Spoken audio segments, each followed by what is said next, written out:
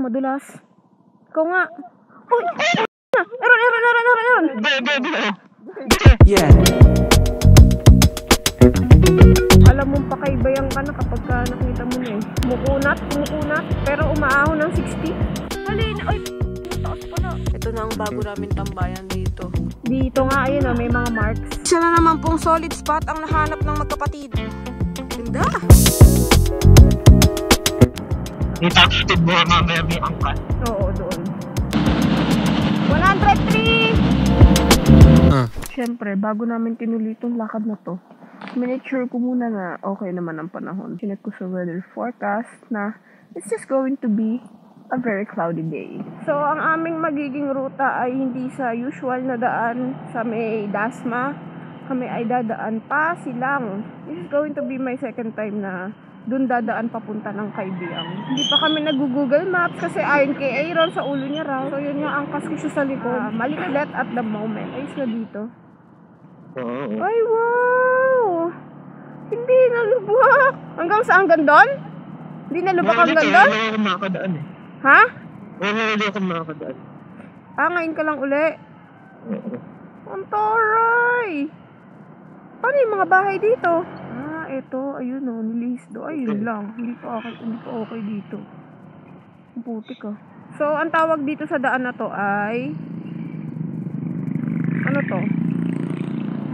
Tawagin na lang natin siyang No Valley Shortcut. Saan, boy? Kaliwa, diba? Kaliwa. Kanan. Saan? Saan? Ito. Nakakalito pagpapunta. Boosh. The ever so malubak na daan. Can't see because of your lights. Ulahin mo na. Wow! Lambot naman siya. Oo, ganda diba? Pinababa ko na pala yung ilaw nito, guys. Kasi sabi ko dun kahapon dahil nagpakabit nga tayo ng mga garnish. Sabi ko, kuya, wala talaga akong makita. Pakibaba nga yung ilaw. So, eto high beam. Low beam. Putik na yan. Siguro dito sa Insta, kita. Pero sa personal, wala talaga dyan. Kadilim man. Nasa silang na kami. Masyadong mababa yung camera. Bypass Gaming. May super typhoon pala na paparating, ano? It's called Uwan. Nakasing laki ng Pilipinas, sakop na sakop. Pero batay sa forecast ng Pag-asa, actually nakapasok na siya ng Philippine Area of Responsibility. Nakataas ang ating signal number 1. Wow, what the forecast yard? Nakataas ang signal number 1 sa Catanduanes. Yung banda daw sa bandang Bicol yan. Tapos sa Manila, feeling ko parang dun sa nabasa ko maapektuhan pa siya ng mga sa bukas or Monday. Kaya ngayon na kami nag-ride. Bad trip ngayon napuntahan namin kahapon kasi pauwi kami Laguna kahapon, di ba? Meron sa San Pedro, hindi ko na lang babanggitin anong name ng shop. Nag-chat muna ako sa kanila, syempre. Sabi ko, magkano po pa ganito? Matte black po. In-specify ko talaga kung anong color. Hindi sinabi nila kung magkano price, no? Tapos sabi ko, kung wala bang pila ngayon, wala daw. Punta na raw ako. Sabi ko, sige, nasa Muntinlupa na po kami. Daan po kami dyan. Pagpunta namin doon, tinanong, ano pong kulay? Di sige, inulit ko na lang, baka nalimutan. Matte black po. Aba, sabi ba naman na nagbabantay, may matte black pa tayo dyan. Nagtanong siya dun sa mga workers. Putik na yan, wala silang matte black. Sayang kami ng oras. Pero yun nga, mas bagay siya. Mas bagay ang mga black na garnish kaysa sa chrome. Pero ang pogi. Sheesh. Sobrang lamig ng panahon, saka yun nga, sobrang kulimlim. Nagpapag na dito sa paligid. Ganda parang expressway talaga. Napakahaba.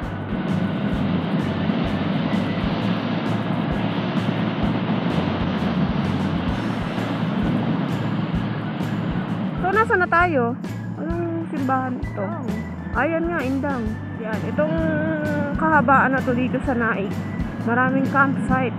Kasi tignan nyo naman ang paligid. Puro puno.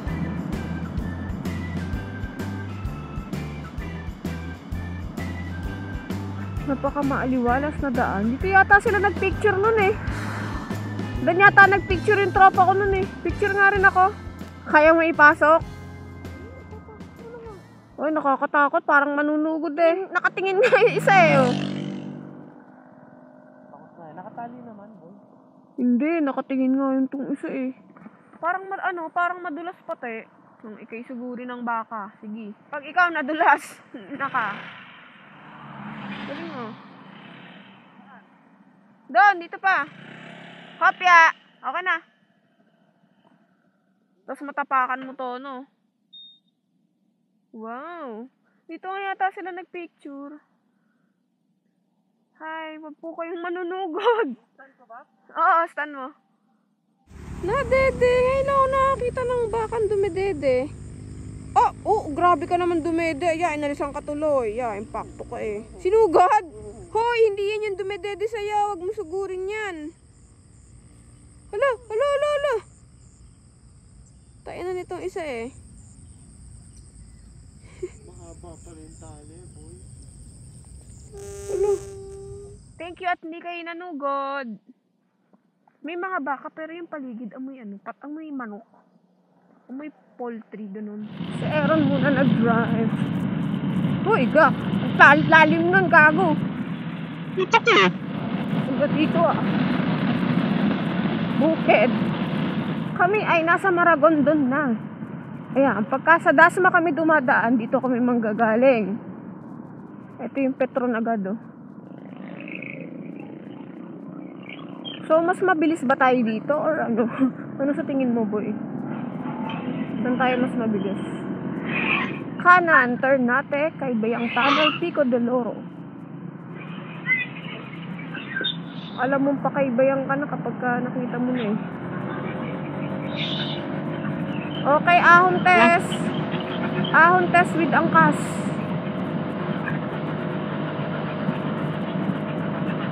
Sisiu. Kaya.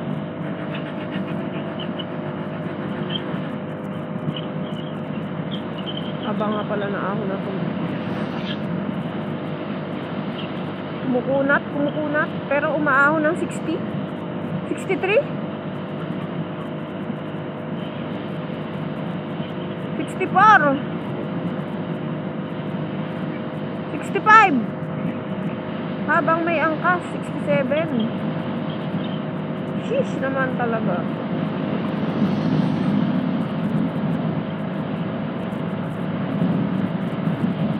Sobrang... Ha? Abang mo yung kasa 60 kilo. 60 kilo ka? 68. 68? Puta. Time check 7:05. Napakaaga. Parang ito na yata yung pinakamaaga nating kaibigan.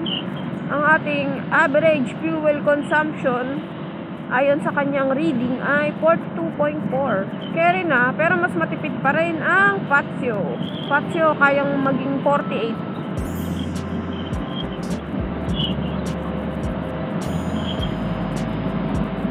Ganda eh.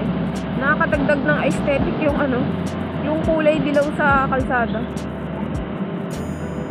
Aesthetic. Kuya, picturean mo kami, kuya.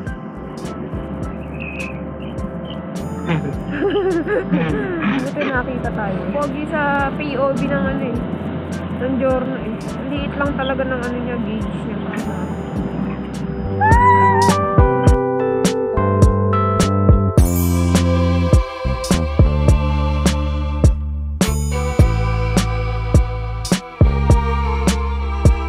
Diretso kay Labne, kaliwa. Ay, paano? Ay, yung cute! It's like a Bella Pupo. Dito yung maganda. Dito tayo nagpicture noon. Kailangan ba para malaman yung pinaka-average consumption ng trip, dapat i-reset lagi, ganun? Ganun ba yun, boy? O hindi? Paano malay ko dyan? Hindi, kasi sa PCX ganito din, di ba? Walang trip A, trip B dun. Pero may average consumption. Oo. Imposible naman walang trip A, trip B. Ano klase na yun? Honda rin yun, Hindi mo nalagasan sa yun eh. Marilaki, ang laki ng puno, grabe. Malinis yung tubig. Nakita mo, malinis. Hindi. Tingnan Hindi ko natin. napansin. Gusto ko makita eh. Balik tayo. Wow! Tara mo! Ganda. Wow. Malinis. Ay, puto. Ano mong taas pala? Gago. Malinis, boy. Oh. Ang lamig niyan. Sobra. Laka ng puno.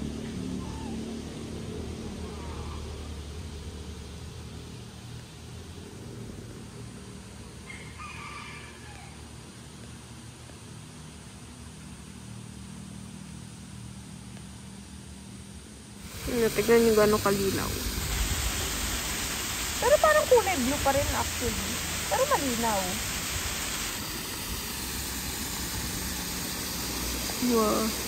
Dito sa kabila ay parang naging kulay blue nga. Ayan eh. Parang hindi na siya luminis. Ito yung kabilang part. So kung sabihin ang dami pa rin tao dito, kaaga na. Putik, ang dami pa rin nga.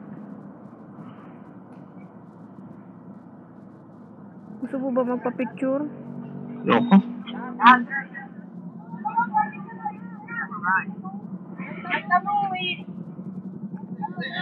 Dadaan po.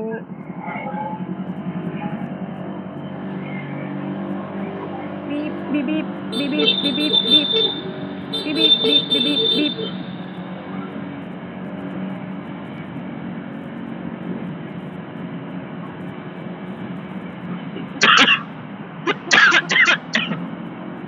Ano ba?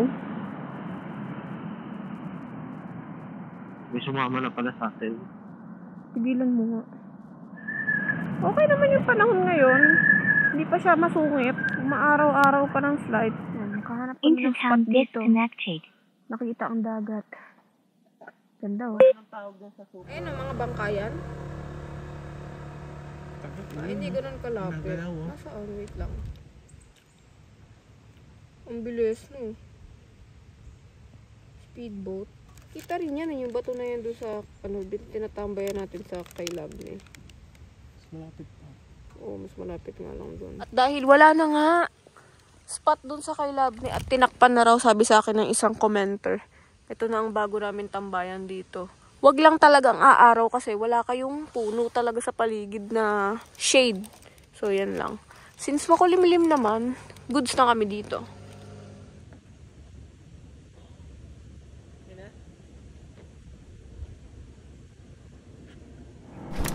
Kita natin mo mamaya may angkas.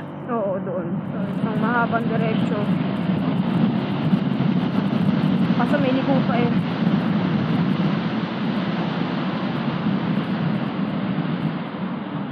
Puta ka naman. Kahit ko na ba? Mamaya. Ito, dito. Top speed with angkas.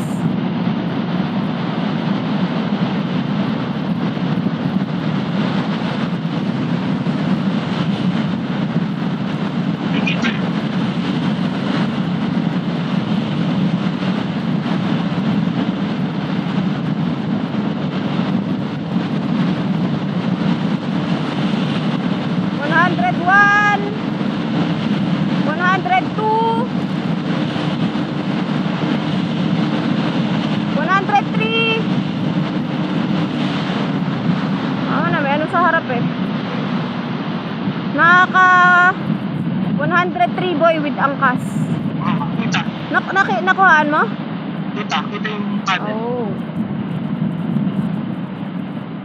Bilis no. Bilis. Nakakatakot din. Nakakatakot din. Parang isang kabig, isang maling kabig mo lang bagsak ka.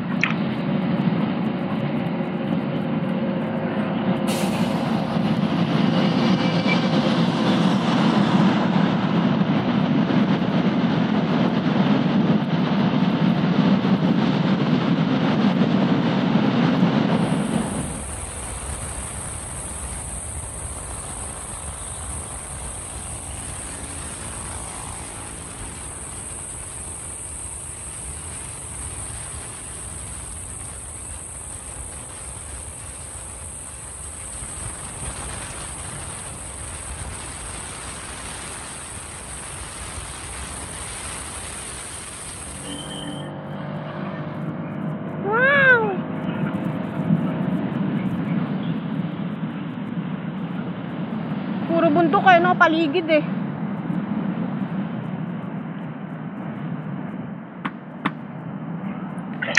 Gandang tumambay dyan, no? Sa hapon. Ayun, no? Sa ilalim ng puno. Ah, talaga. Huwag naman sa buko.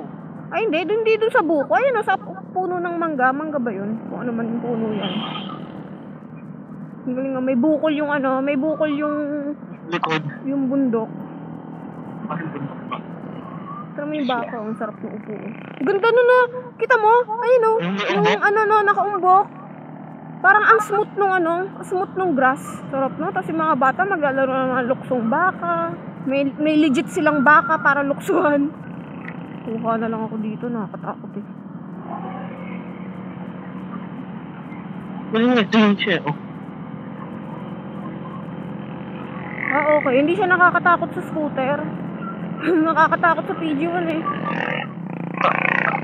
Ayun. Gago. Nakakit pa mag-slide. Wow. Parang ang taas eh, no? Makunat yung ahon na yan, boy, pag binike. Oo. Bigyan na itsura eh. Oo nga.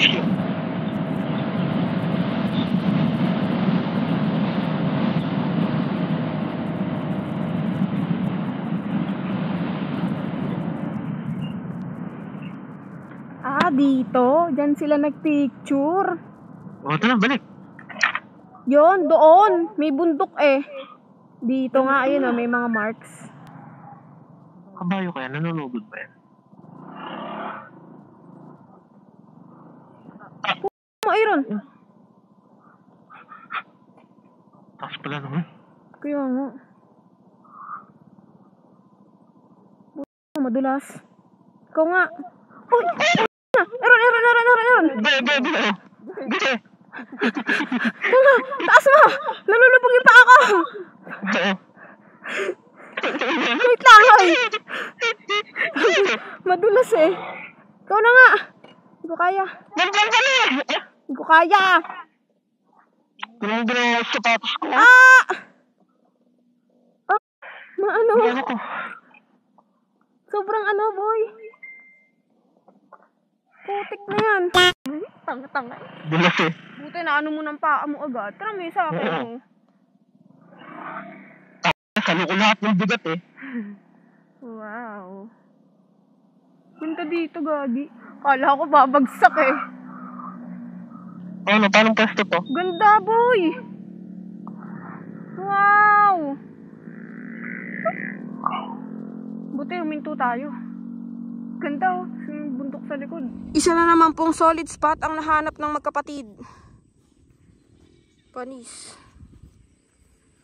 Huwag lang tayong susugurin ng mga kahayupan sa pagilid, sa paligid. Ganda. Sa pangkuha ng pagkain, ngipin. Malamang. Yung katawan niya, no, parang basa. Oh, nabasa ng ulan. Paano ba tumawag ng kabayo nga?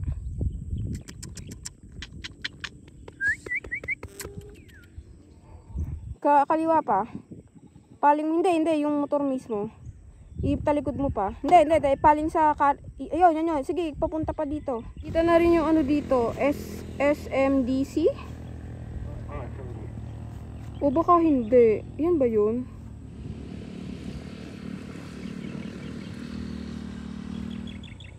Ang tagal naman.